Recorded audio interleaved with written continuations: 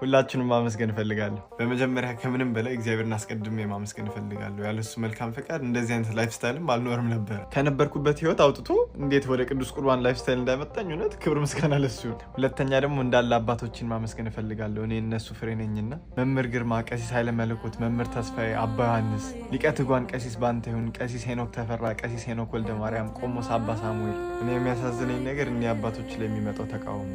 ቅዱስ ጳውሎስ በእናንተ መሃል መከፋፈል አይኖር አይደል ያለው? ስለዚህ ድንጋይ መወርወሩ ቢቀርስ መልካም ዛፍ ጥሩ ፍሬ ያፈራል አይደል? እንዴት እነሱ ታዲያ ክፉ ዛፍ ተብለው ጥሩ ፍሬ ያፈራሉ? እንዳለ የሚያስተምሩት ነገር እኮ ጾም፣ ጸሎት፣ ስግደት፣ ቅዱስ ቁርባንና መንፈሳዊ ውጊያ ብቻ እኮ ነው። በጣም ያሳዝናል። እኔ አባቶች ስድብ ተሰድበው ስድብ ጠግበዋል። መምህር ግርማ የሱዳን መተት ነው የሚጠቀሙትና እኔ ነኝ የፈወስኳችሁ ይላሉ የሚሉ ሰዎች አንድ ቀን ታግሰው የወንጌል ትምህርታቸውን አዳምጠው ያውቁ። አባ ዮሐንስ ደግሞ ጸጉራቸው ፌክ ነው እያሉ ደግሞ እዩት ፌክ ጸጉር ያድጋል እንዴ? ሶሪ መቼስ ሌላ ነገር ውስጥ ገባሁባችሁ፣ ግን ክርስቶስን አይሁድ ጠልተውታል ነበር። ስለዚህ እነዚህ አባቶች በዚህ ዘመን መጠላታቸው ያናክል ማያስገርም። በስተመጨረሻ ደግሞ በውስጥ ቴክስት እያደረጋችሁ የምታበረታቱኝ ሰዎች በጣም ነው የማመሰግናችሁ። የሚመጣው ሰፖርት እውነት ቲክቶክ ላይም ኢንስታግራም ላይም በጣም ብዙ ነው። እውነት እግዚአብሔር ያክብራችሁ። በጣም ነው የምወዳችሁ።